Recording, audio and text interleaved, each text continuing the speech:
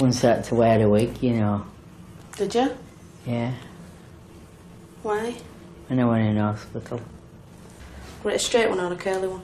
Curly one. What colour was it? It was auburn, similar colour. Maureen Long survived the Yorkshire Ripper. The killer hit her with a hammer and slashed her with a knife. All I know is that I've got a plate in my head and a bit of some of my skull missing and stab wounds at front of my stomach and stabbed in the back. Mrs. Long was left for dead in 1977. The Yorkshire Ripper haunted the streets of the north of England for another 5 years. By the end, Peter Sutcliffe had murdered 13 women. On the nights when one wakes up sweating about cases from the past, it's the Sutcliffe era which even now, in my 60s, I remember most clearly in the whole of my career as a forensic pathologist.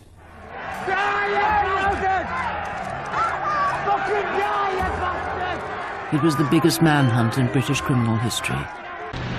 20 years on, detectives involved break their long silence to reveal how it ended for the police in humiliation and disgrace.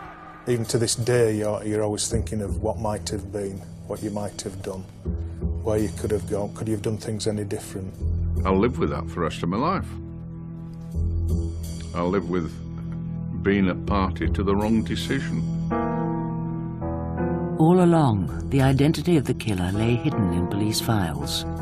Interviewed 9 times, lost in the system. Peter Sutcliffe, free to kill again.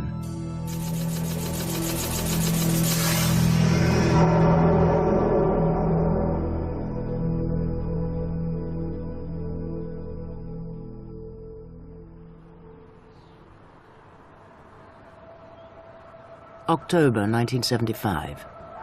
The Prince Philip playing fields in Leeds.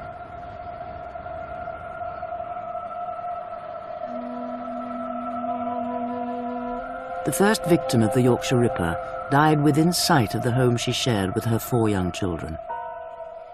Her name was Wilma McCann.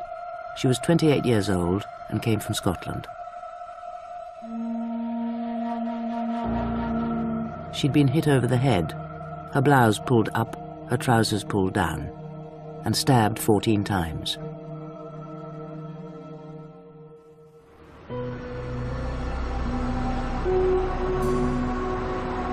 January 1976, 3 months later. Another Leeds woman got into a car with a man who said he wanted to pay her for sex. He drove her to an industrial wasteland, now buried beneath the inner city motorway. Her name was Emily Jackson. She was a married woman of 42 and a mother of 3 children. This time, the killer left a single clue, a boot print on Mrs. Jackson's leg. As West Yorkshire police launched a second murder hunt, newspapers were already calling the killer Jack the Ripper.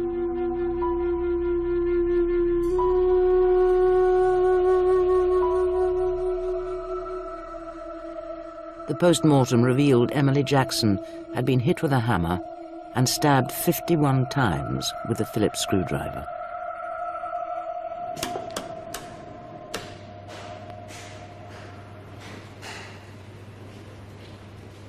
Michael Green has just retired as Professor of Forensic Pathology at Sheffield University. As deputy to the Home Office pathologist David G., he was involved in the hunt for the Yorkshire Ripper from the outset and helped identify the weapons the killer used. Well, these are all of them ordinary tools that one will find around the house, but on examination of the injuries at first, no clear pattern emerged. Subsequently, of course, it became obvious that a pattern was emerging of 2 or 3 heavy blows, usually to the back of the head, curved laceration through the skin, round depressed fracture underneath it, would produce quite severe brain damage, immediate unconsciousness, and death will occur fairly shortly afterwards. And so the hammer rapidly became a trademark. The dead women were both prostitutes. As their confidential telex made clear, West Yorkshire Police made the obvious deduction. Motive appears to be hatred of prostitutes.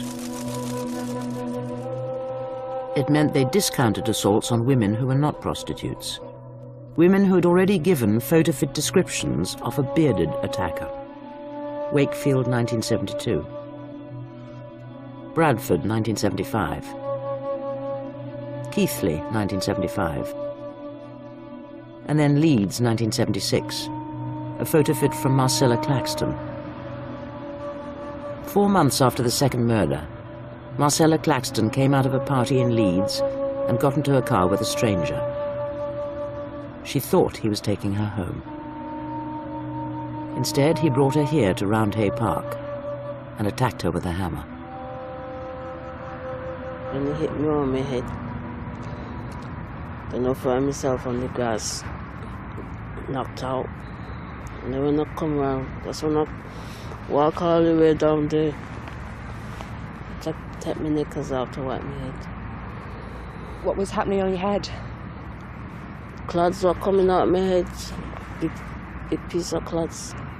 My head was bleeding. And I was 4 months pregnant as well.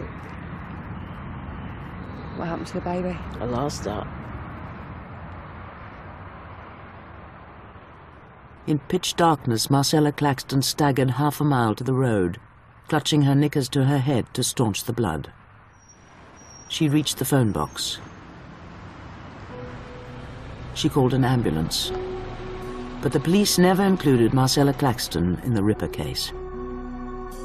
They discounted her photo fit because she wasn't a prostitute and hadn't been attacked with a knife.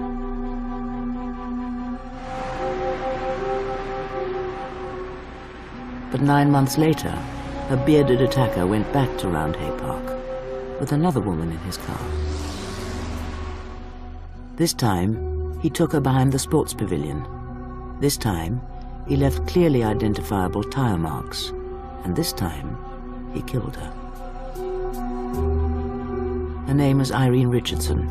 She was 28, recently separated from her husband and 3 children.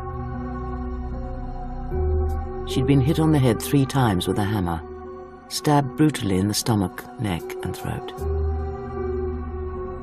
Police uncovered a macabre new twist. The killer had arranged his victim's body, unzipped her knee-length boots and laid them carefully, neatly, over the back of her thighs. These were not frenzied attacks. This was the sort of man who thought about what he had done, planned his attack carefully, and then was concerned to arrange everything about the body to have the maximum shock impact upon whoever came upon the scene first and those who came afterwards.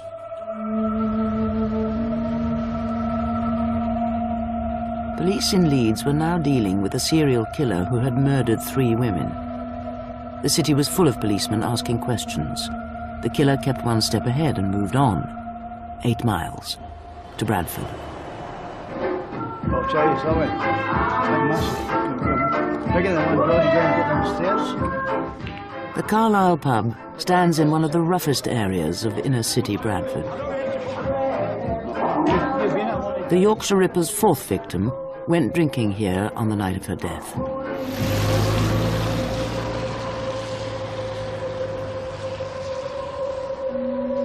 She got into her killer's car outside the pub. She took him home to her flat. As she walked through the door, he attacked her with a hammer. Police found her body face down on the bed.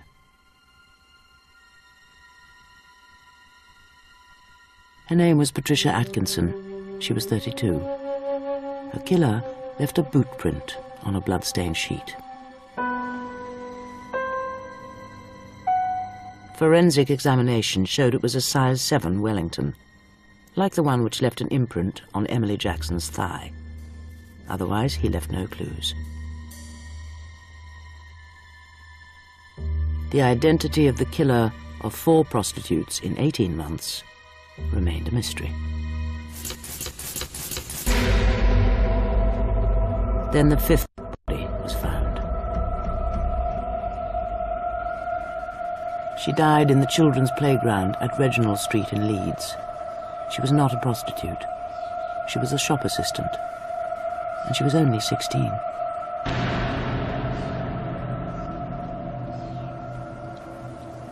A new high-ranking police team stepped in to take overall control of Britain's biggest murder inquiry.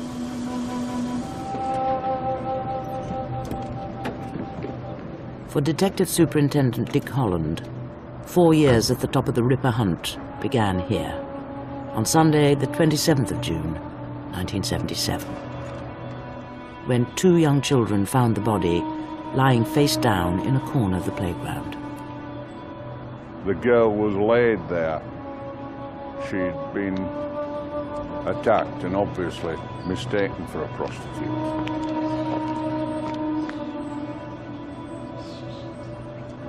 She was a young, pretty girl, and obviously it's not a very pleasant sight, and no matter how accustomed to such things you become as a senior investigating officer, it's not pleasant, and it does tell on you every time. Her name was Jane MacDonald. She'd been on her way home from a Saturday night out. All the separate murder hunts now came together into one incident room under Assistant Chief Constable George Oldfield, West Yorkshire's top detective. 5 women were dead, but for the general public in Leeds, it was the death of 16-year-old Jane MacDonald which hit the hardest. What sort of a girl was she? Beautiful, well-mannered, cheerful, always a smile for you. And not like any of the others. She wasn't a bit like any others. She wasn't in their category at all. It's just shocking for a young lass like that. She was beautiful. Before Jane MacDonald, ordinary people in Leeds took false comfort from the Ripper's apparent obsession with prostitutes. The teenager's death cast a chill over every family in West Yorkshire. Any woman out on her own feared she might be the next. 50252. 8989. 5 solved number 5. Random serial killings are the hardest of all murders to solve. 10616. Both the 4s 44. Because nothing but bad luck links each victim to her killer. But within only 2 weeks of Jane MacDonald's death, the police got a lucky break. 10313. A survivor. 7070. 20525. Maureen Long was then 42. She was a keen dancer. I used to love dancing. I used to go to Mecca at weekend and do a lot of dancing, and well, I used to have a drink and enjoy myself and everything, and go around with friends, women friends. I was well known in town. Mrs. Long came out of the Mecca ballroom one summer's night in 1977 and accepted a lift from a stranger. All I remember was trying to pick myself up, grabbing hold of grass to try and get up, and I kept falling, and I wondered what was wrong with me. And I kept falling back, and as I was trying to pull myself up, I fell again. And then I was screaming, and I heard this dog barking, and I heard someone say, "Oh, you're all right." And that's all I remember that night. When you get hit over the head, at back of the head, you can't remember things. Police faced a classic Ripper attack. He didn't rape her or rob her. He hit her over the head with a hammer and stabbed her repeatedly in the body. Can you remember waking up? Intensive care unit in a cot, like a cot, and I wondered what I was doing there, and I had all my hair shaved off. And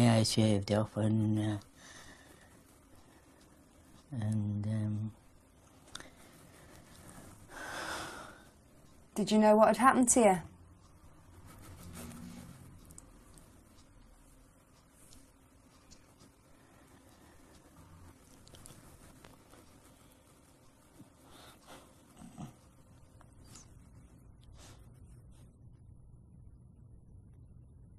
Maureen Long never did remember anything about her attacker, and the police had no forensic evidence. When scientists examined the victim's clothes, they found nothing. It was the same in every attack. The Ripper left no hair, no blood, no semen, no trace. All the police had to go on were the perfect tyre prints found in the park where Irene Richardson died. Officers had established a list of 50,000 possible cars and spent 9 months trying to track them all down. A huge task, 3/4 completed when senior officers made a disastrous decision to abandon it. It was decided that we hadn't the manpower to run 2 murder inquiries and a tyre inquiry with a diminishing return from the tyre inquiry. That was an unfortunate decision because the Ripper's car was in fact on the remaining uncompleted list. Driving the same car, fitted with the same tyres, the Yorkshire Ripper left his usual hunting ground and ventured further afield. For the first time, he left West Yorkshire and crossed the Pennines.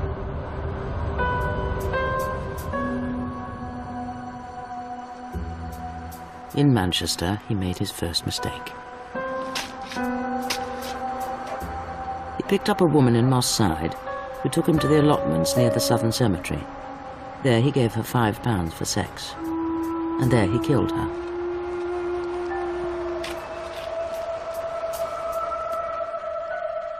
Her name was Jean Jordan, 21 years old, mother of 2 children. She lay undiscovered for 10 days. During that time, her killer went back to the body. He slashed her again. He tried to cut off her head with a hacksaw. But he never found what he was looking for, her handbag with the brand new £5 note he'd given her out of his wage packet. That £5 note would lead the police directly to the Yorkshire Ripper, yet he remained free to kill another 7 women.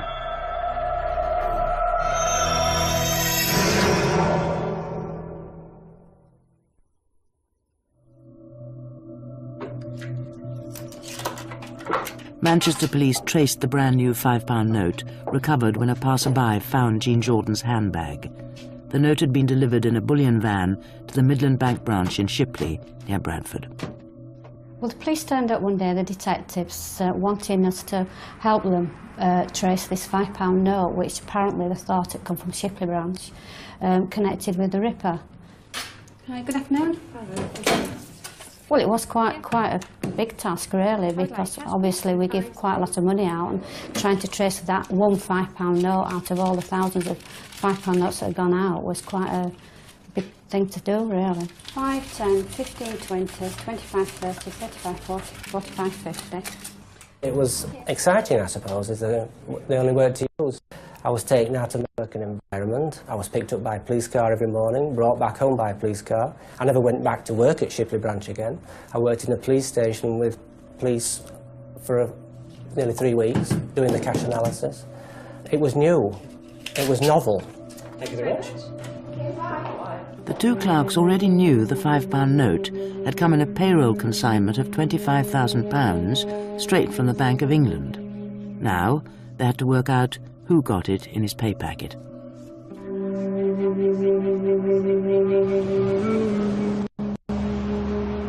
It took them only 2 weeks to narrow it down to 34 local firms, employing a total of 8,000 people.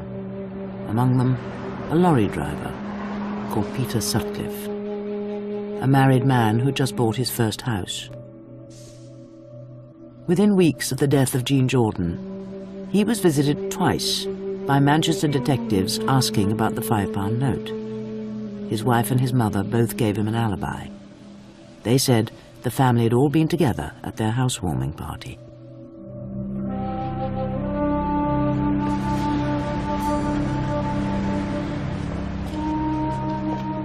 Two years into the manhunt, and bank clerk Maureen Banham went home from work every night in fear. If you were on your own, you were always very wary, watching if there was anybody about, or, you know, any men about particularly.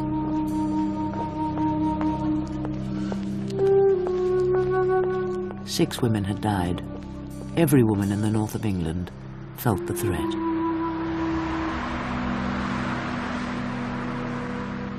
Getting home from work was a nightmare because you were always frightened there was somebody about watching you. You didn't know who was there, and you knew this man was somewhere about or could be, and everybody was frightened at the time. And you were always glad when you got home safe.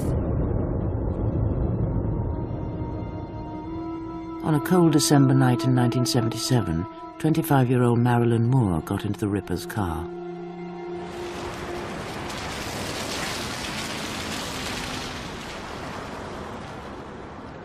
Marilyn Moore survived the attempted murder on rough industrial ground in Leeds. Her evidence should have offered vital new clues to Detective Superintendent Dick Holland and his team, especially about the car the killer was driving. They got out of the car, presumably to get into the back seat, when he struck her blows on the head with a hammer. As she slumped at the side of the car, another vehicle with a coupler came in and obviously disturbed his activities. So he jumped back in the car and sped off, turning to go towards the road and the exit across there. As a result, he left curved tyre marks, rather like the ones you see on the ground behind me. 3 of the tyre marks were identical to those found near the bodies of Irene Richardson and Jean Jordan. Police sat Marilyn Moore in all 22 possible models of car. She picked out the Morris Oxford. She was wrong. It was a Ford Corsair. She did make a photo fit which was, with hindsight, astonishingly accurate. But then she started accusing innocent men. Police decided she was unreliable. Unfortunately, we followed the wrong line here. We ought to, in retrospect, to have followed the photo fit and not followed the car, because she got it wrong.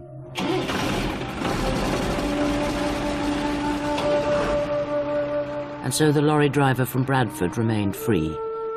Under the pressure of running 6 difficult murder investigations in 2 years, the police were making mistakes, abandoning the tyre inquiry, ignoring the photo fits.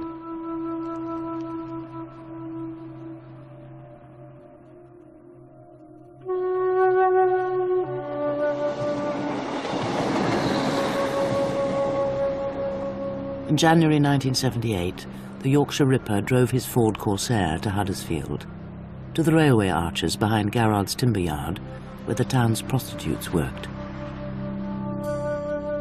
Her name was Helen Ritker. She was 18 years old and had been reported missing by her twin sister. The 2 teenagers worked here as prostitutes together. The surviving sister, Rita, was pictured helping George Oldfield. The public learned how the twins grew up together in children's homes. Information poured in. Police followed up every single lead. On the evening that she met her death, there was a brown van in the area. He followed Helen Ritker's sister and watched what they did, because His kink in life was following prostitutes with the clients and watching their act if it was outdoor. Now, if he'd chosen the other sister only 2 or 3 minutes earlier to follow, he would in fact have witnessed the murder. But unfortunately, he followed the wrong twin. Just bad luck.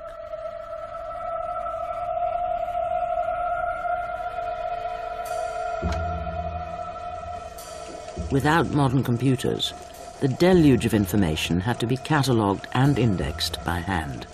A massive job, done by young policewomen like Sue Neve.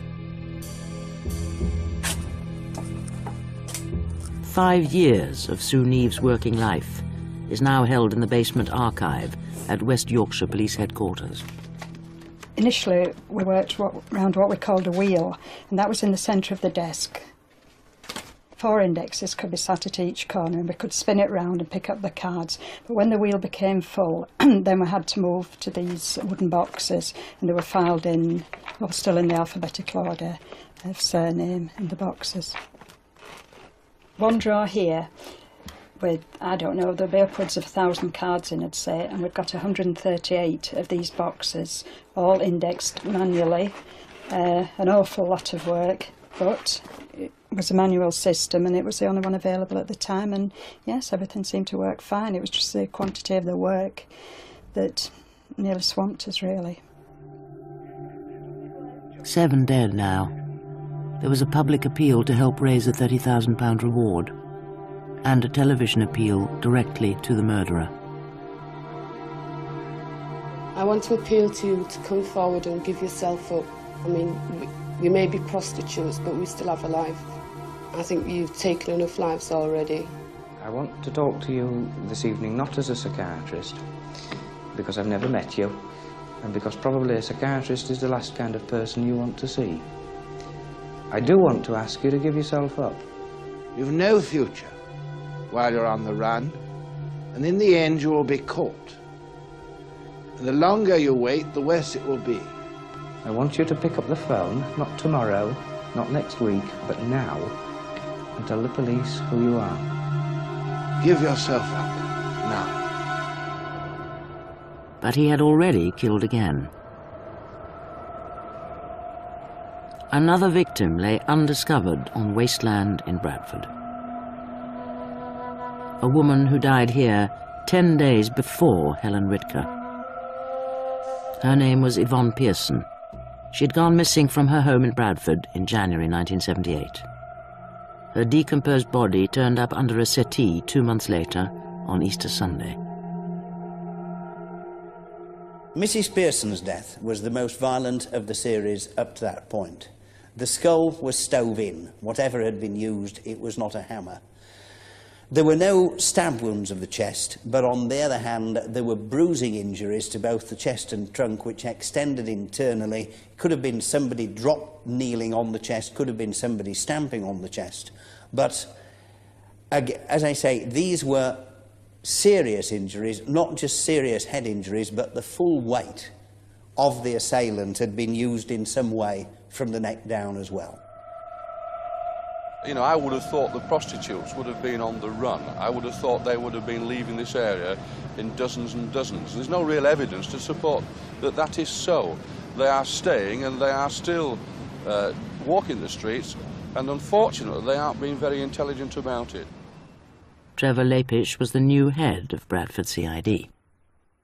The man that was involved in this series had to be a complete sadist. I mean, he was picking victims at random, didn't matter whether they were innocent girls, prostitutes, or whatever. But the things that he was doing were horrific injuries. You might think in your own mind he was a madman. But then, of course, you looked at the facts and looked what sort of evidence he was leaving behind. And he wasn't a bad man at all. He was a cool, calculating individual that was getting a great thrill in what he was doing, a sexual thrill. And the real thing that bugged you was that you were getting no further forward with it. While Yvonne Pearson's body still lay undetected, police headquarters had received an intriguing letter with a Sunderland postmark. Writing personally to George Oldfield, the letter said, "I'm sorry I cannot give my name for obvious reasons. I am the Ripper. Warn whores to keep off streets. Old slut next time, I hope." But it was what he didn't say that worried Trevor Lapish. What disturbed me, and in fact convinced me completely, that if in fact the perpetrator of Yvonne Pearson was the person who'd done all the rest, Yvonne should have been in that letter. She wasn't. And I had grave doubts that in fact the perpetrator of the crimes was the same person who was sending the letter to George Oldfield, and let Mr. Oldfield know my thoughts on the matter. But George Oldfield had a compelling reason to take the letter from Sunderland seriously. "Up to number 8 now," the letter said. "You say 7, but remember Preston 75. Joan Harrison, murdered in Preston in 1975, 3 weeks after the first Ripper killing.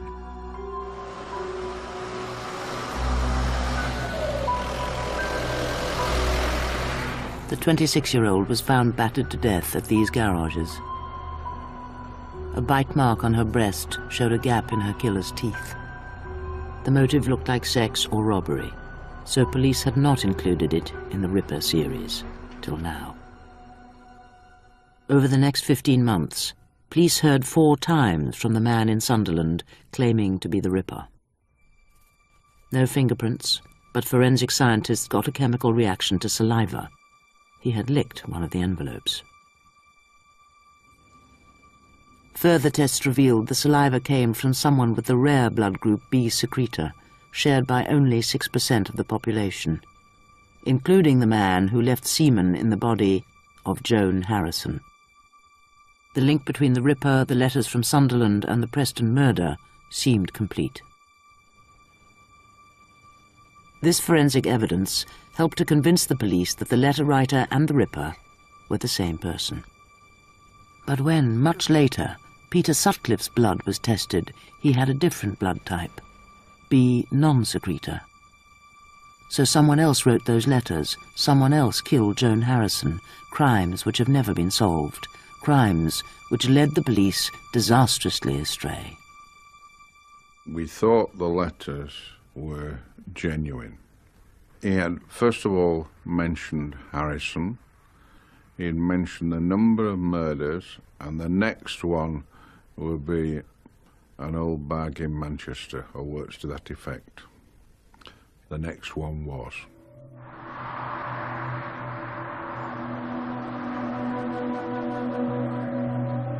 The Yorkshire Ripper did choose an older victim when he crossed the Pennines again in May 1978. Her name was Vera Millward, and she was the mother of 7 children. The 9th victim was a 41-year-old prostitute, a sick woman with only 1 lung. She died in the grounds of Manchester Royal Infirmary, where she had once been a patient. The attack was typical: darkness, a deserted space, a hammer to the head, interference with the clothes, stab wounds to the body. This was not frenzied, this was methodical. The wounds were inflicted in a patterned fashion, and then, and again this emerged increasingly frequently, the instrument was inserted through the same wound. It was being pushed through the skin wound, partially withdrawn, so you had tracks going from the same hole, but in different directions on the inside. There was method all the way through this, concentration, thought, and care. The net is closing. I'm anxious that we catch you before you've time to add another death to the appalling catalogue that you've already got to your credit. George Oldfield now sent hundreds of police onto the streets, a top-secret operation to track down the Ripper among all the men who went looking for prostitutes.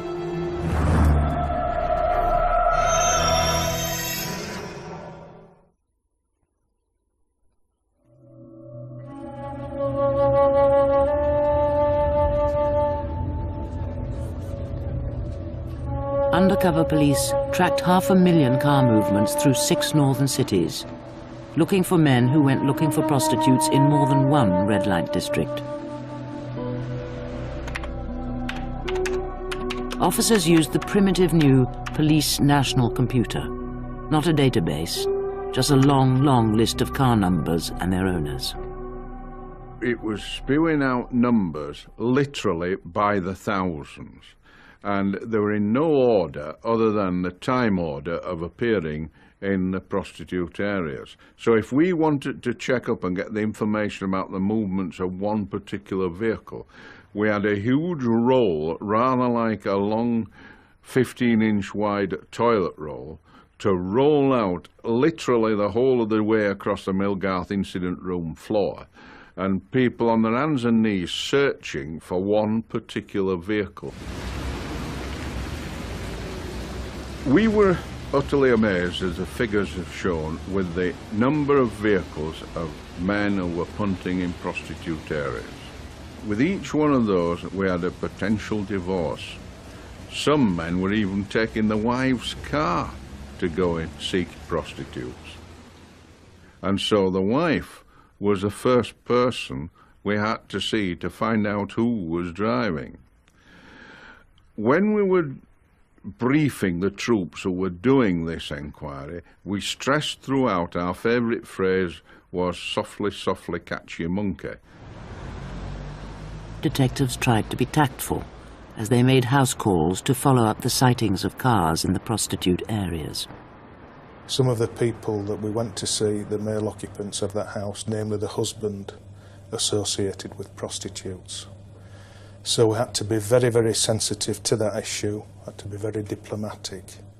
We would have always preferred to talk to the gentleman of the house away from his wife for obvious reasons.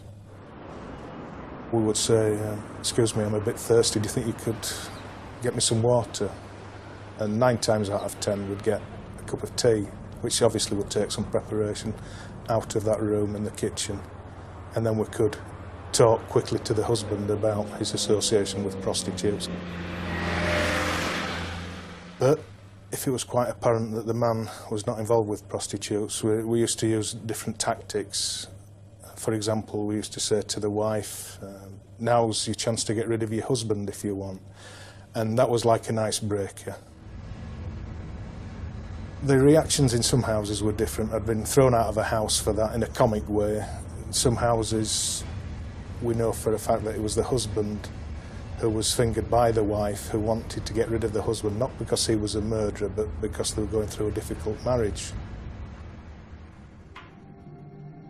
Police followed up thousands of sightings, among them a red Ford Corsair, registration number PHE355G. Its owner, Mr. Peter Sutcliffe, of 6 Garden Lane, Heaton, Bradford. Sutcliffe was interviewed for the 3rd time in August 1978. His car had been seen 7 times in the red light areas of Leeds and Bradford. He told the police he was on his way to work, and his wife said they rarely went out at night. That information was duly recorded and filed in the index.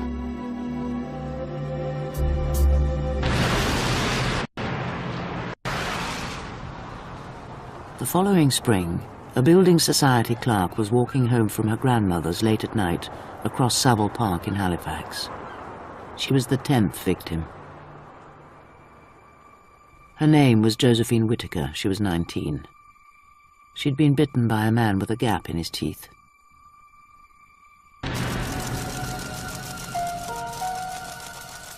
The internal police report made their feelings clear. The dead girl was not a prostitute, nor was her moral character questionable.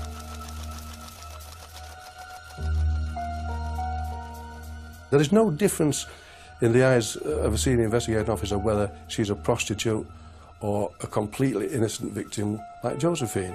The job is exactly the same, but the feelings are deeper.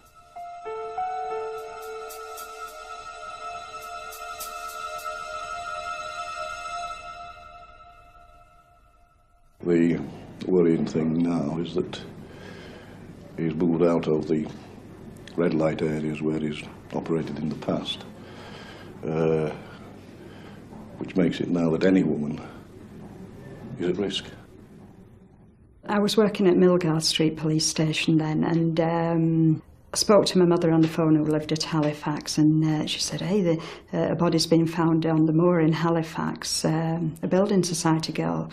So that hit me more because I'd worked at Halifax Building Society prior to joining the police, and when I realised where she had been found, it was considered the best area in Halifax, and the thought that someone walking alone on that moor could be murdered, I just wouldn't have believed it, so it really brought it home to me, just that this man just struck anywhere on anybody.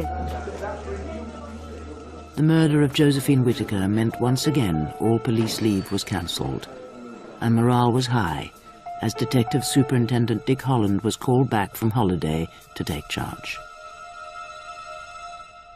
And there were these approximately 150 officers all assembled waiting for Dick Holland to come and brief us on this new inquiry. Dick Holland came through the door, and I could not believe the rapturous applause and adulation that man got, myself included, as he entered that chamber.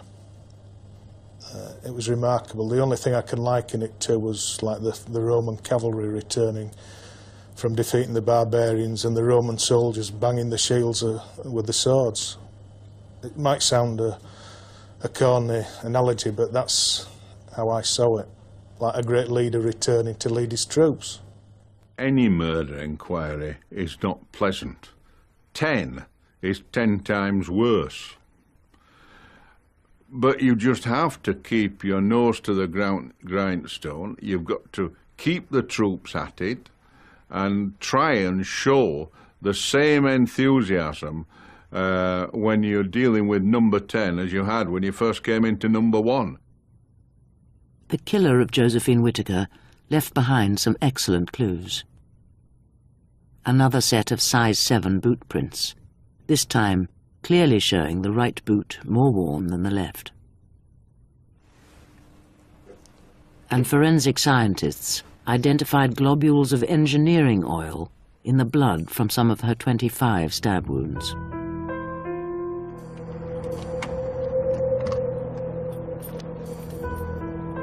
A man with size 7 boots and a gap in his teeth.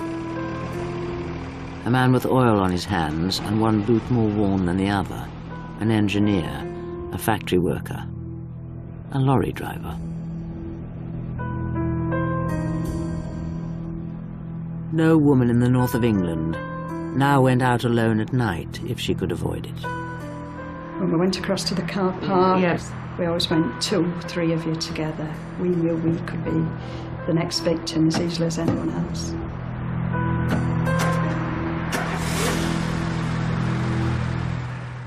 We knew that we mustn't go anywhere on our own. That's right. Yeah, I think one of the things we did discuss as well is that it would have been really a feather in his cap if he had managed to get one of us from the incident room. True, yes. And that's something we discuss quite often. The fact that we were working in Millgarth, the car park was directly opposite. From an observation point of view, he could have seen straight in, he could have followed any of us to our cars. And we often said, what a feather in his cap if he just happened to get one of us on our own. And then a final envelope arrived from the letter writer in Sunderland. At Millgarth Police Station in Leeds, Sergeant Megan Winterburn was working in the incident room. Mr. Oldfield came in and just shouted, "Meg, can you come over here, please?" Now, I went across to the door and said, "I want you in my office now, please." Now, for Mr. Oldfield to say please, I knew there was something a little bit amiss, because he was usually quite a gruff man. And he either didn't use your name at all, or he would just say, "You, now, my office." And he'd actually said please, so I knew something significant had happened. I remember following him into his office, and he had a tape recorder on the desk, and he just said, "I want you to listen to this." I'm Jack. I see you are still having no luck catching me. I have the greatest respect for you, George, but Lord, you are no nearer catching me now. And 4 years ago when I started. I sat with a manual typewriter in a little room and typed the transcription. It was the most peculiar feeling in that room. It was like you were sick to the pit of your stomach. There was this tape that allegedly has come from the Ripper, and just the thought that it might actually be this man's voice, instead of being elated, it made my stomach churn. I reckon your boys are letting you down, George. It can't be much good, can they? I had to play it over and over again to be able to write the shorthand and then to transcribe it. But yes, first reaction was, this is a man who knows what's happened. It's the Ripper. They went public with the tape and letters from Sunderland on the 26th of June 1979. Reporters from all over Britain were there to listen. At the rate I'm going, I should be in the book of records. I think it's 11 up to now, isn't it? Well, I'll keep on going for quite a while yet. Public response was enormous. 50,000 calls. I can't see myself being nicked just yet. We've got over 200 detectives out now following up leads. Obviously, it's far too early to say what's coming from any of them. I thought he was taunting us. I thought it was a genuine tape from the Ripper taunting us for not having caught him. The actions, in fact, of a psychopath in that he enjoys the chase and enjoys taunting the investigators. A killer taunting the police, or a hoaxer wasting their time. Desperate for a positive lead and in failing health, George Oldfield got it wrong. For him and Dick Holland, this was the voice of the killer. Obviously, I'll live with that for the rest of my life. I'll live with being a party to the wrong decision. But if we hadn't gone down and it had been correct, that would have been even worse to live with. I warned you in March that I'd strike again. Well, before, we know we've been looking for a man, and there are literally millions, and we didn't know where he came from. But now that we can localise the area, the field is not appreciably, as I'm sure you must agree. I always remember the image, seeing him on television, having received the tapes from the man who claimed to be the perpetrator, goading him, and of George hunched over the tape recorder listening to it with Dick Holland at his side. And I thought then, this is getting personal. Well, it's been nice chatting to you, George. Yours, Jack the Ripper. There could be only one victor in this personal battle. Not the detective from Yorkshire, not the voice from Sunderland, but an invisible man, a man with a Bradford accent. Peter Sutcliffe won 18 more months of freedom, and 3 more women died.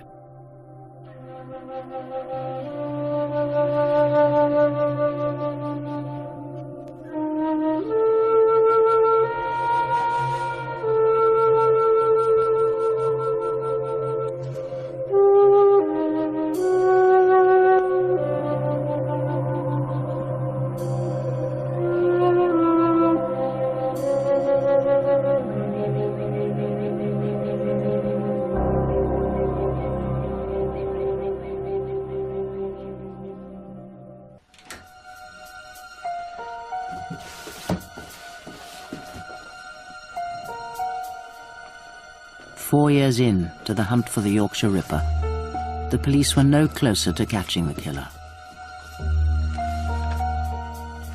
And inside the files of the forensic pathologist lay post-mortem reports on 10 murdered women.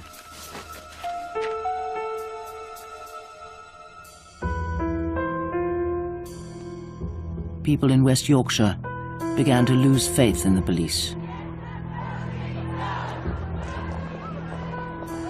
Before Sutcliffe was caught, I think the majority of people thought the West Yorkshire police were a load of rubbish.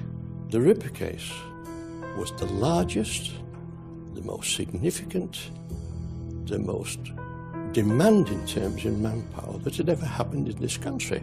And I don't think the police service were geared to taking on such a long, hard, difficult inquiry that affected the health and well-being of so many officers.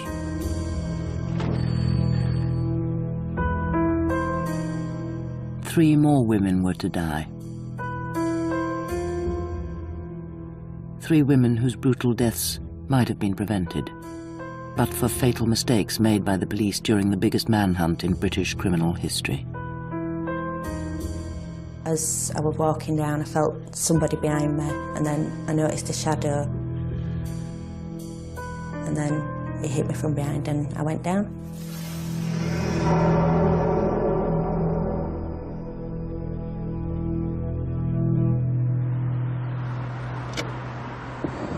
I'm Jack. I see you are still having no luck catching me. I have the greatest respect for you, George, but Lord, you are no nearer catching me now than 4 years ago when I started. In the summer of 1979, the manhunt moved northeast to the banks of the River Wear. A man with a Sunderland accent had sent a tape claiming to be the Ripper. Police called in Stanley Ellis, an expert on regional dialects, to pinpoint the origin of the voice. Well, you see, north of the river distinguishes itself because although it's not Geordie, it's still Wearside. There are some Geordie elements beginning to creep in. September, October. That was a bit more of the Newcastle kind than October that you'd expect to get in Sunderland. It was all, as I say, impressionistic, but it did seem to me that this area, Castletown, was the one that I had the best match. I warned you in March that I'd strike again. Sorry it wasn't Bradford. I did promise you that. The pit village of Castletown found itself suspected of harbouring Britain's most wanted killer. I'm not quite sure when I'll strike again, but it will be definitely sometime this year, maybe September, October. The Northumbria police arrived in force. We set up in what was on the main street, just playing the tape, walking around with clipboards, talking to everyone and anyone, trying to attract a crowd. I listened to it at Castletown. We played it to everybody we met. We invited people to come in. It was on the loud hailers all the time from the porter cabin. When I went to the incident room, which I was there for over a year, do you know the registration number? The tape was played continually to people phoning up asking them to listen to it. And it was playing all the time in your background when you were, whatever you were doing, photostating, filing, indexing, writing, it was there playing in the background. It was, you know, we didn't have a radio or anything, we just listened to the Ripper tape day in, day out.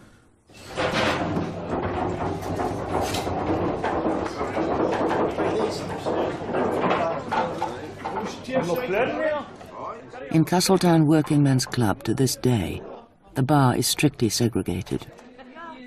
Women are only permitted in one corner.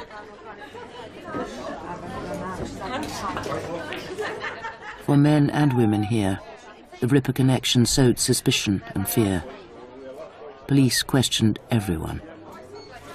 Every time you answer a question, it's yes. For example, they said to me, do you travel away? And I said, yes, from time to time. Do you go to Yorkshire? Yes. Do you drive a Ford? Yes. And everything. And by this time you're thinking, hang on, is it me? And of course, with police all over the village, it was a frightening time for everybody. I mean, they could have picked on you, and what could you have done about it? I couldn't remember where I was that particular week. I mean, I was in Bradford as it happened.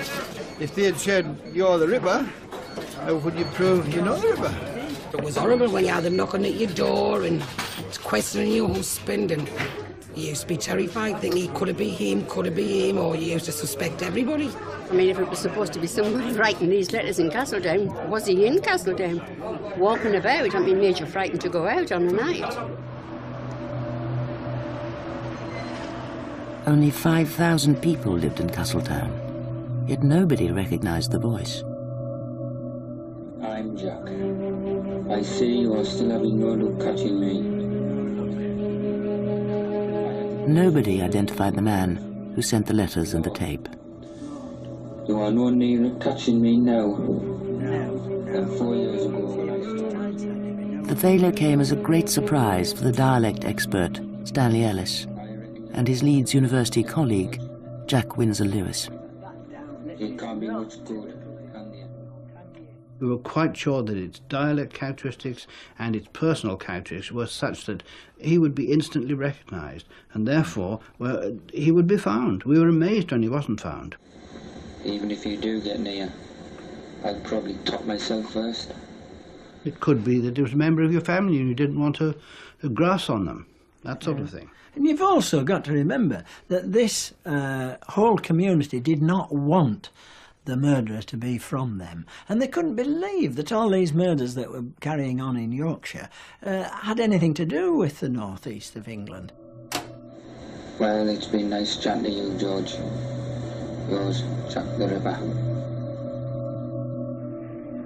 George Oldfield, Assistant Chief Constable, taunted personally by the voice, was still sure the tape and letters had to have come from the Ripper.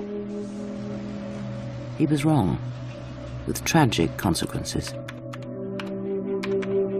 150 officers had now spent a full year checking cars in the red light districts.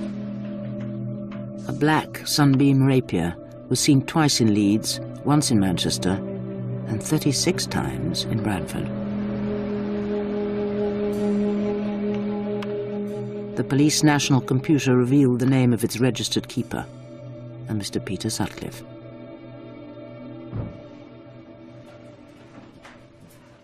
In July 1979, Detective Sergeant Andrew Laptew was still a constable. He was sent on a routine assignment to interview the driver. We were always told that it could be the next door you knock upon, the next phone call you get. So you went to that house with an open mind. The next door DC Laptew knocked on was number 6 Garden Lane, Heaton, in Bradford. Home of Peter Sutcliffe, a man of 33 with a Bradford accent, and his wife, Sonia. They seemed an odd couple. He was a lorry driver, she was a teacher.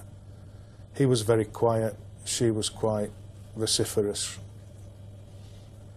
The thing that struck me more than anything was the uncanny resemblance to the Marilyn Moore photo fit. The victim who survived, there was an uncanny resemblance. I had bad feelings about the man. He had too many uncanny links with what we knew. There was a gap in his teeth.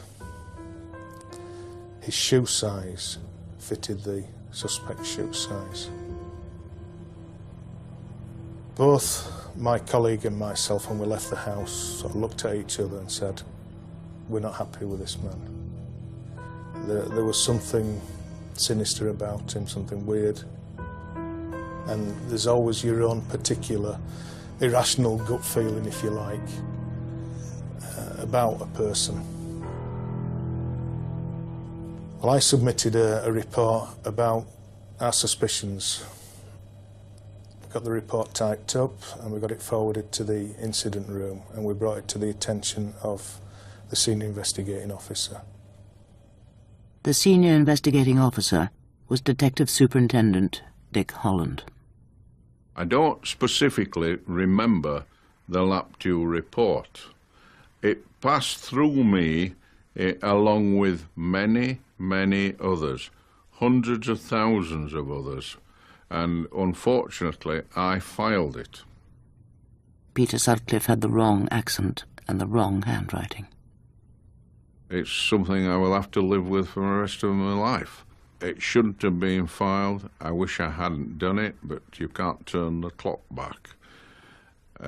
It was one of those things, but I must say that at that time, no one had seen all the information on Sutcliffe coordinated into one file. We were using a manual system. There were no computers of the type that there are today. We live in a computer age, and everything about Sutcliffe would be on one file. It never was. Sutcliffe had now been interviewed 5 times. Crucial information about his earlier record lay scattered in different police files. Information DC Laptew did not know. The things I didn't know about Peter Sutcliffe when we knocked on his door was that he had a conviction for going equipped for theft. When I made an inquiry with the records office, all I got was a note saying he had a conviction going equipped for theft. It did not say that the conviction was going equipped for theft with a hammer. That conviction was in 1969, so the police took this mugshot 6 years before the first murder.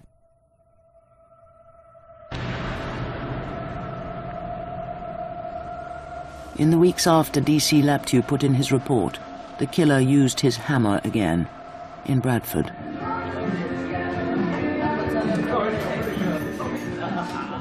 The Ripper had given up on red light districts. Now he prowled anywhere young women could be found out alone after dark.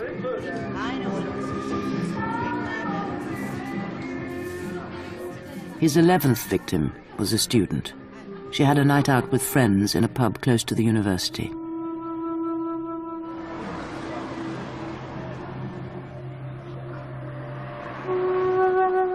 She walked home 200 yards up the main street.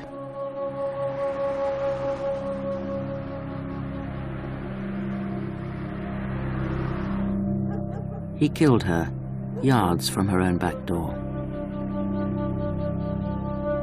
Her name was Barbara Leach. She was 20 years old and came from Northamptonshire. He hit her over the head with a hammer and stabbed her 8 times. 11 murders in 4 years. Once again, Detective Superintendent Dick Holland was summoned back from a family holiday. I came into the office still in my holiday clothes and came to the scene here to get the picture as early as possible from the discovery of the body. She'd obviously been attacked and the body placed under the steps in the corner with rubbish and old carpet piled around her. She was slumped in a sitting position with her clothing disturbed and blood running down from the head injuries. Police faced mounting criticism. For the first time, the Ripper had killed a university student, a clever girl, a middle-class girl.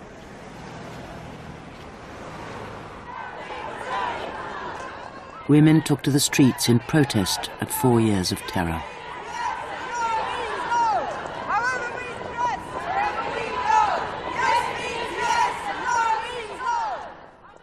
Personally, I took the criticism very badly. Anybody mentioned to me, if anybody didn't know I was a police officer and said, "Oh, it's about time they caught this Ripper. What do the police think they're doing?" I used to jump down the throats. I could be quite nasty about it. But at the end of the day, the people doing this inquiry were human beings with human feelings, their human frailties, their own vulnerabilities. But on top of all this, they had a job to do, and to be criticised and kicked in the teeth for it as well, it was hard to take. Yeah. Overwork and hard drinking had already ruined the health of George Oldfield. He was a man of few words, and he could be a very harsh boss who would keep you going all night, sometimes till 4 or 4:30 in the morning, and expect you back on briefing at 9 o'clock the same morning. But he drove himself just as hard and stuck at it the same. I suppose you can say that in retrospect. It told on his health, and I think eventually killed him. George Oldfield recovered from his first heart attack, but his time in charge of Britain's biggest manhunt was over.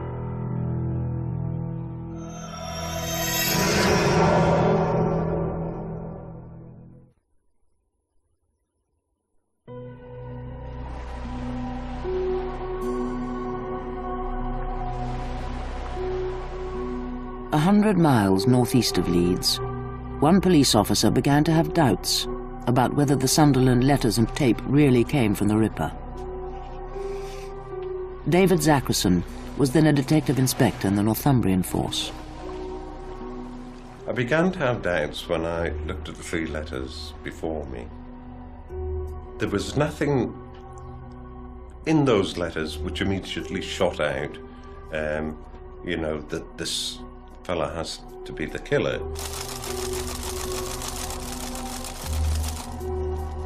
The unpublished full text of the letters had been circulated confidentially inside the police. Detective Inspector Zachrison examined the wording and found clear similarities with an earlier case, the still unsolved Whitechapel murders. The original Jack the Ripper killed 5 women in the East End of London in 1888. In that case, too, the police received letters. 1888. That joke about the leather apron gave me fits.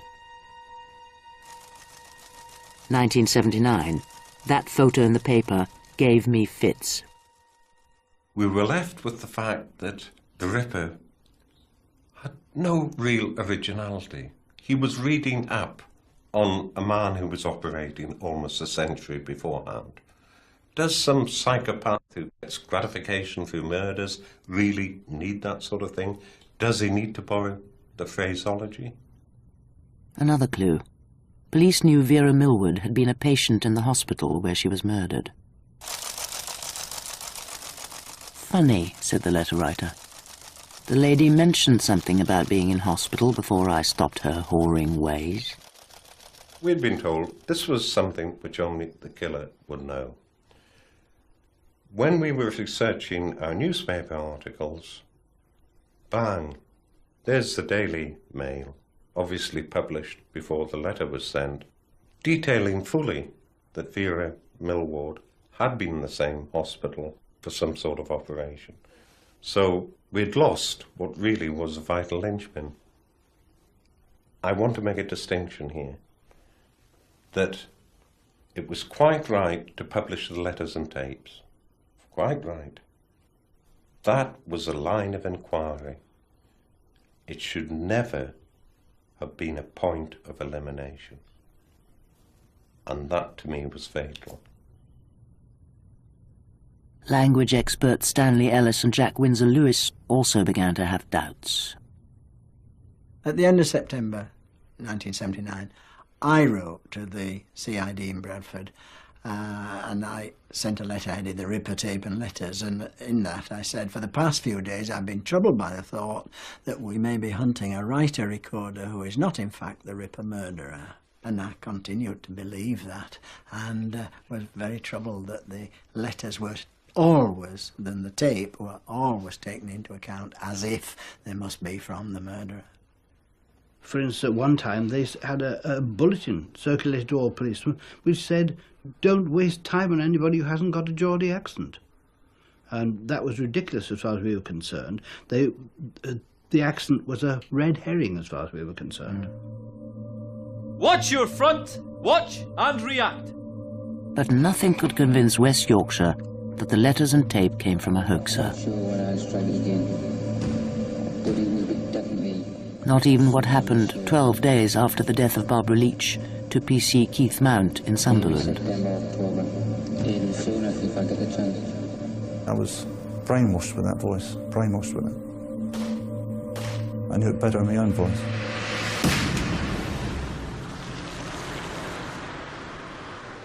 I was in the office by myself, and then the phone went for the millionth time. So I picked up my pen, and there was a pad by the phone, picked it up. Police Instant Room, Sunderland, can I help you? And then this voice came on, and I thought, well, shit, this is the Ripper. This is the man. And the hairs on the back of my head stood up. And he's just saying, tell him it's a hoax, the tape's a hoax. The hoaxer disappeared. He's never been caught. Yet West Yorkshire police stuck to their belief that the killer had a northeastern accent. Frustrated detectives began to re-examine old leads. 2 years earlier, when Jean Jordan was killed in Manchester, police had found a brand new £5 note in her handbag. They failed to trace who had given it to her. Manchester police now tried again and made a crucial breakthrough. They managed to narrow down the list of workers whose pay packet could have included that note from 8,000 people to just 241. After 4.5 years, the hunters had their quarry within reach, because lorry driver Peter Sutcliffe was employee number 76 on that list. Manchester Police asked West Yorkshire to check all 241 names in their files. When the list of 241 went to the Major Incident Room, it came back, insofar as Sutcliffe was concerned, no trace. Now, when we looked at this as a review team, we did our best to identify what had gone wrong. It was impossible to ascertain accurately what had gone wrong. It had either been mistakenly searched, and Sutcliffe had been missed even though he was in the indices, but probably, his papers were out of the manual system without the card being in the manual system to say that his papers were out. A simple clerical error, uncovered much later when Sir Lawrence Byford officially investigated what went wrong. Massive card indexes were the only source of information on 11 unsolved murders. And Peter Sutcliffe's details were mistakenly split up on 4 different index cards. In the first few weeks of the new year, 1980, Peter Sutcliffe was interviewed for the 7th, 8th and 9th times. That summer he was stopped for speeding and arrested for being drunk in charge. The arresting officer checked with the Ripper incident room and was informed that Peter Sutcliffe had been eliminated from the inquiry. He killed again in August. The body of the 12th victim was found in a garden in a leafy suburb of Leeds. Her name was Marguerite Walls. She was 47 years old and a civil servant.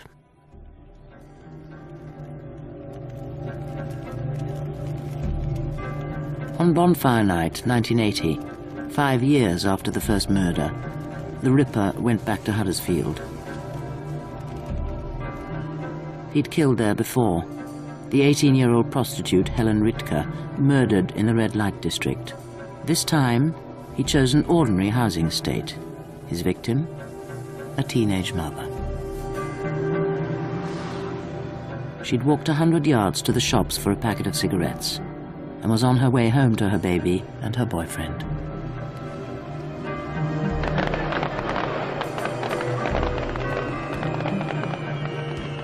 Her name was Teresa Sykes. She was 16 years old, and she survived.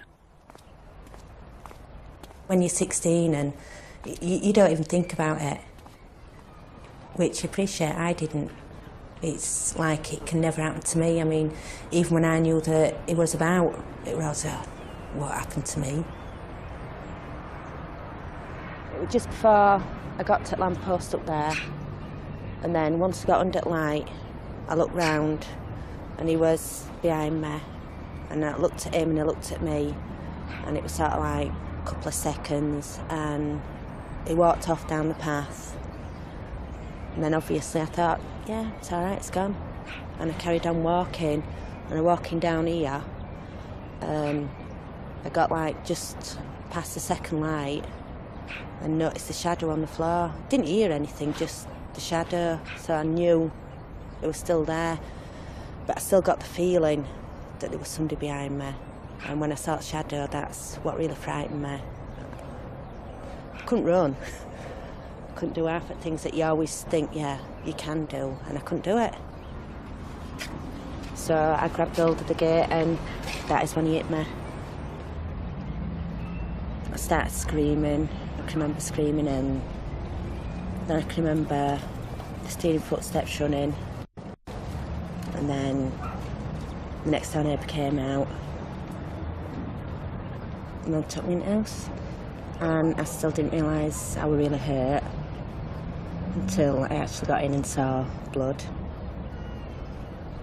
How close to home were you? My home's there, I can see it from here. Detective Superintendent Dick Holland lived only a mile and a half away. We were only minutes behind him with dogs on the scene pretty quickly.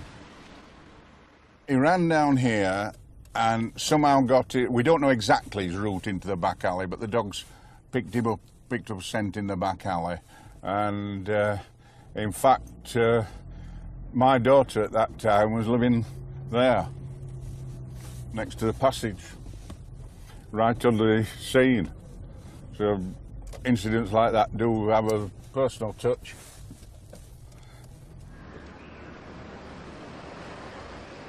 It's frustrating every time you get near to a criminal and just miss them. All the luck ran on his side right up to when he was finally caught. That was the first time the carts fell our way. The Yorkshire Ripper disappeared through the warren of terraced houses. In 5.5 years, this was the closest Dick Holland ever came to his quarry.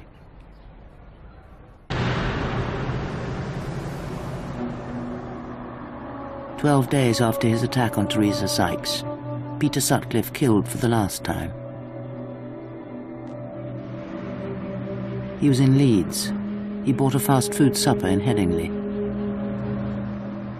Around 9:20, a bus from the city centre brought a young student home from an evening class. Sutcliffe followed her. Her name was Jacqueline Hill. She was 20 years old and hoped to become a probation officer.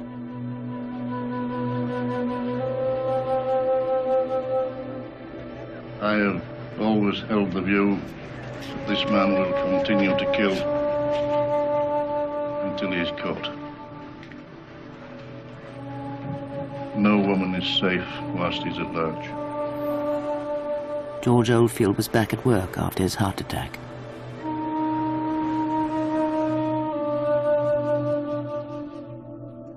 Jacqueline Hill, the 13th victim, was buried in her home village of Ormsby near Middlesbrough.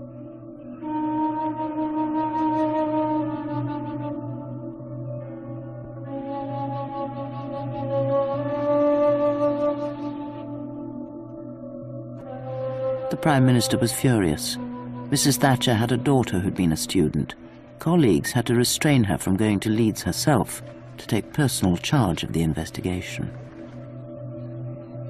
Chief Constable Ronald Gregory bowed to the inevitable. He accepted help from outside his own force.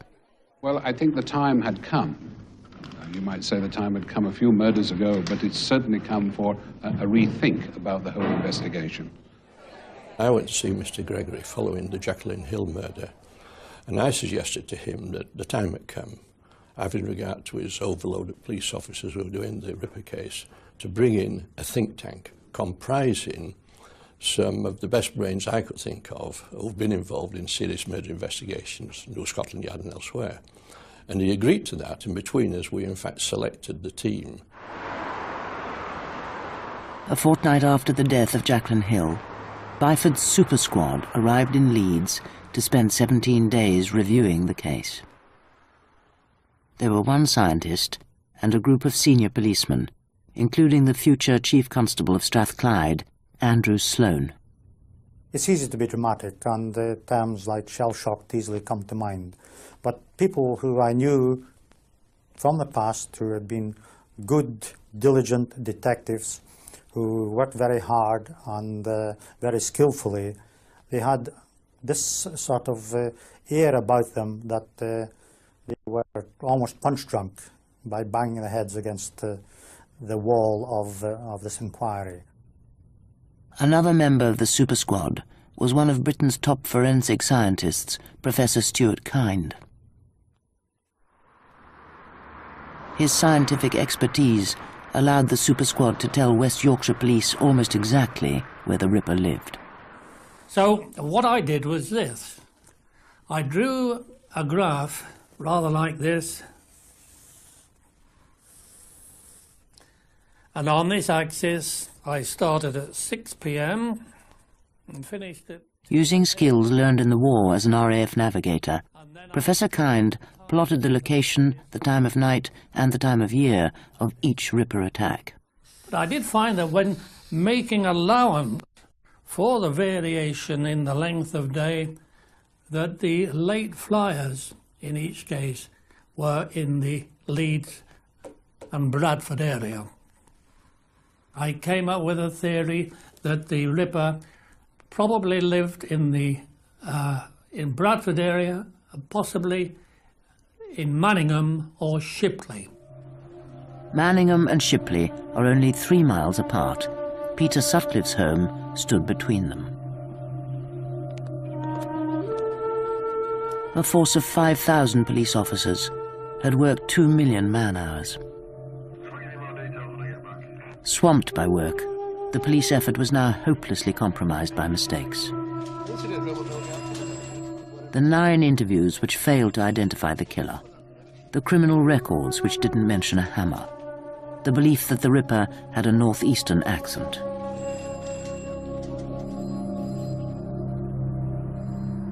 In 5.5 years, the killer had made only one mistake, when he left a traceable £5 note in a victim's handbag.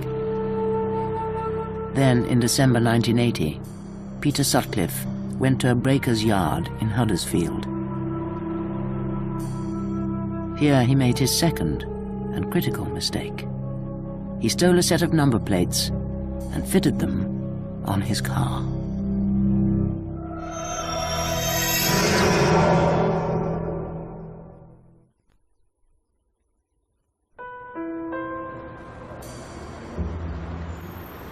Christmas 1980. 13 women were dead. Rumours that the killer would strike again kept many women off the wintry streets. So the Yorkshire Ripper left West Yorkshire and drove south.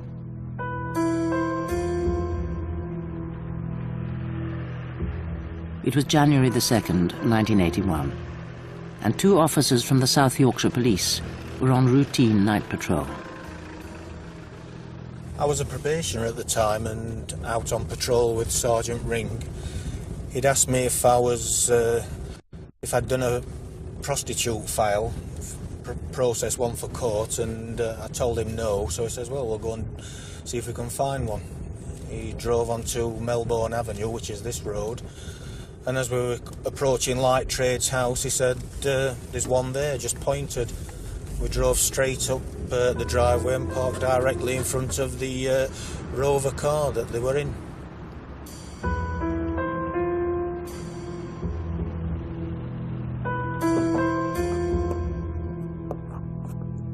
I got out of the car, approached the driver, asked him his name and address. He actually gave me false details. Sergeant Ring approached the female occupant of the car, had a conversation with them. We then did a PNC check on the vehicle, the number plates that were displayed. That came back as a Skoda car, and obviously the one that they were in was a Rover. I then arrested the driver of the vehicle, who I later found out was, when we got back to the station, was Peter William Sutcliffe. Sutcliffe said he needed to urinate, so the 2 Sheffield policemen let him go in a corner. And then they took him back to their police station under arrest for stealing number plates. He was very agitated and apprehensive, even when you were talking about simplest of things. I got the impression that he wanted to get out of the police station as quickly as possible. On and off, I spent about 8 hours with him in this room.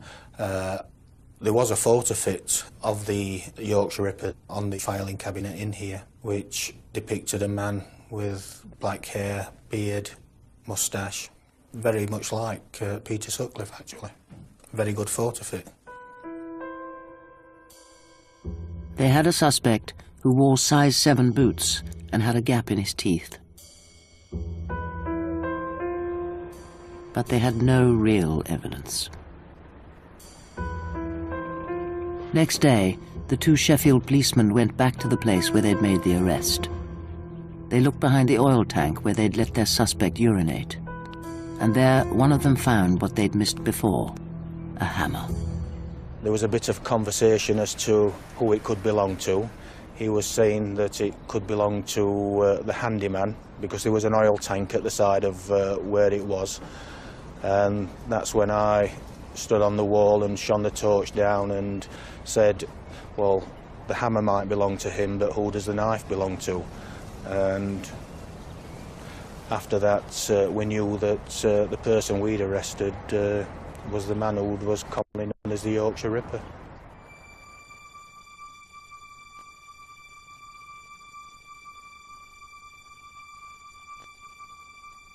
Confronted with the evidence, Peter Sutcliffe now confessed to killing 13 women. The next policeman to visit the house in Garden Lane was Detective Superintendent Dick Holland. I decided to go and see Mrs. Sutcliffe and to have a look round his house. The first thing I saw was a wooden block with kitchen knives in, the type of block with slots through. It was obvious that the second largest knife of the set was the one I had covered in clear polythene in my hand, the one that had been found behind the oil tank at Sheffield. I wanted a search of the area where I would find tools, and I searched the garage. This peculiar type of hacksaw was hanging just inside the garage door. When I got back to the police station with the hacksaw in a polythene bag to preserve the scientific evidence, one of the interrogating team came out of the interview room and said, "Boss, he's just told us that he went back to Manchester with a hacksaw and tried to cut the head off Jordan, but the hacksaw wasn't big enough." I said, "I know, I've got the hacksaw." Now, the Detective Chief Inspector, who had not been privy to this information of the hacksaw we were looking at, looked in amazement and said, "Fucking hell, boss, you kept that dark." The use of the hacksaw on Jean Jordan was a gruesome detail that only the most senior officers knew. From the Chief Constable of West Yorkshire, congratulations. It was common knowledge, I think, that Mr. Gregory said that whichever officer arrested Peter Sutcliffe would be promoted, no matter what rank. But obviously I'm not in the West Yorkshire Police, I'm in the South Yorkshire Police. I hadn't passed my exam, I was still a probationer. So it never happened. A man is charged with a Ripper murder.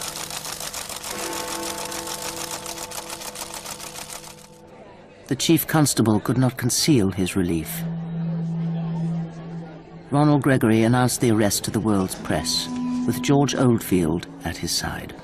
We are absolutely delighted with developments at this stage. Absolutely delighted. Can you all smile? Really delighted. George is delighted as well.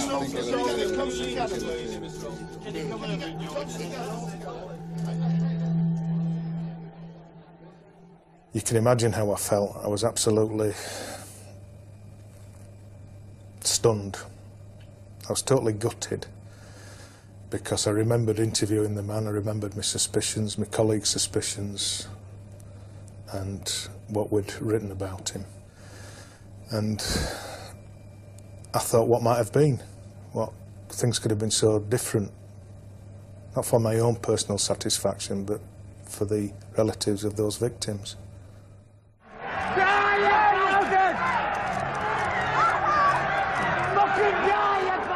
A crowd of 2,000 people greeted Peter Sutcliffe's first court appearance.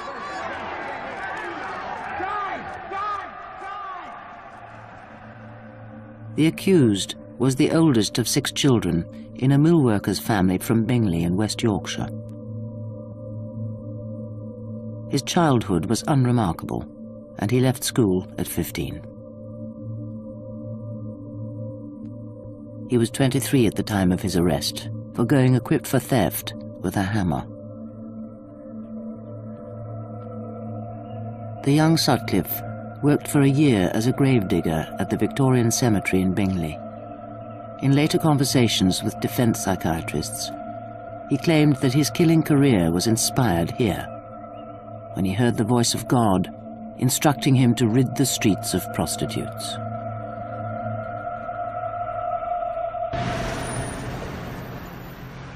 The Old Bailey jury did not believe him.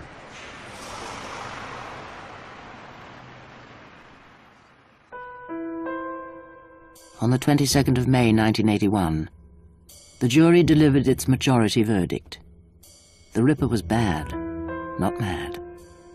Guilty of 13 murders and 7 attempted murders.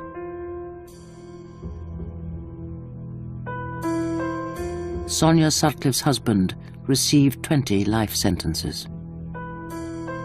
And the recriminations began.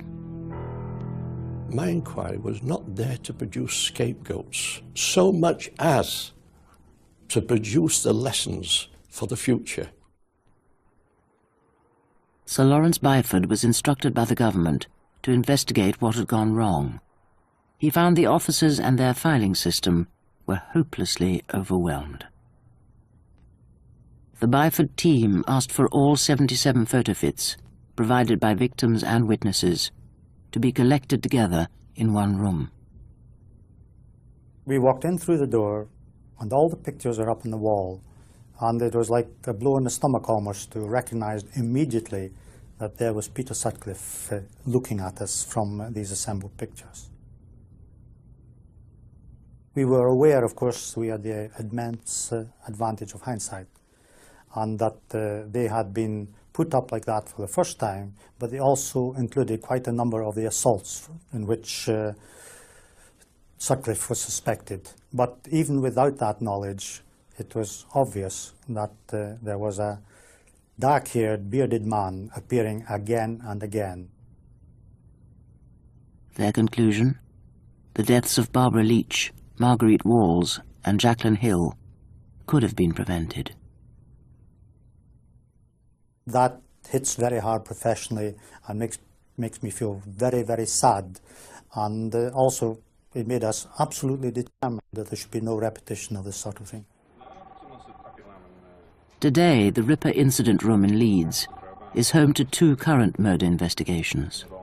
And I don't know whether they've lifted anything off it, but nobody's done anything with the inside of the... Officers all over Britain work according to principles laid down by the Byford Report. Better training for senior officers, standardized filing systems, and computers.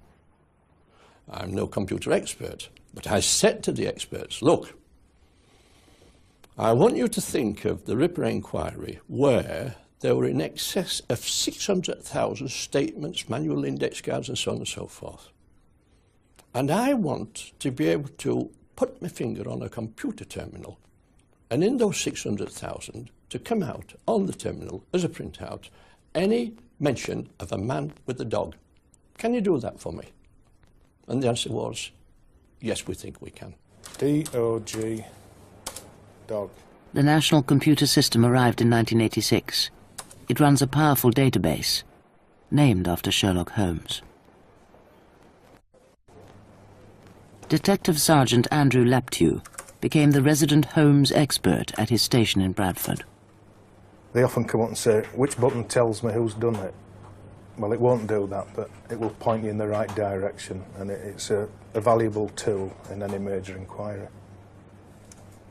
A serial killer only becomes a serial killer because he's cute enough to avoid detection early by the police. But I like to think that with the advent of the Holmes system, with the new procedures and the compatibility of major incident rooms, one force with another, the chances of the serial killer getting away with it have been considerably lessened since the Ripper investigation. Peter Sutcliffe is now 53. He's locked away in Broadmoor Secure Hospital, where another inmate attacked him with a screwdriver and blinded him in one eye. But Sutcliffe was not the only man to be punished as a result of the Yorkshire Ripper case. We didn't anticipate the degree of criticism that we got. They published their reports and senior officers were criticised. As a result of that, I and other officers were banished into uniform to different parts of the force. We were moved, it was said at the time, in my case, for career development. Career development with 20 months to go to pension. Obviously, that was an excuse for what was a political move with a small p. Mr. Oldfield was moved to become ACC Support Services. Nothing of a job, really. They control things like horses and dogs and the trivia of the police force. I felt sorry for him because he had worked to the stage of injuring his health and then just got kicked out sideways as a result. 4 years later, George Oldfield died. Chief Constable Ronald Gregory retired in 1983 and now lives in Portugal. He sold his story to a newspaper for a reported £40,000 and admitted personal responsibility for going public with the hoax letters and tape. The teenage mother, Teresa Sykes, slowly recovered from the 3 hammer blows to her head. Almost 20 years on, she's rebuilt her life and lives quietly in West Yorkshire with her youngest son. I used to go up to the bedroom every night, put wardrobe behind the door, put dressing table behind the door. I had to sleep with a knife under the pillow, which my mum used to go by me about. But that was the only thing that sort of like made me feel that bit safer. It took away my freedom. It took away a lot of my life. The night that he attacked me. And that I never get back. I'll never ever get it back.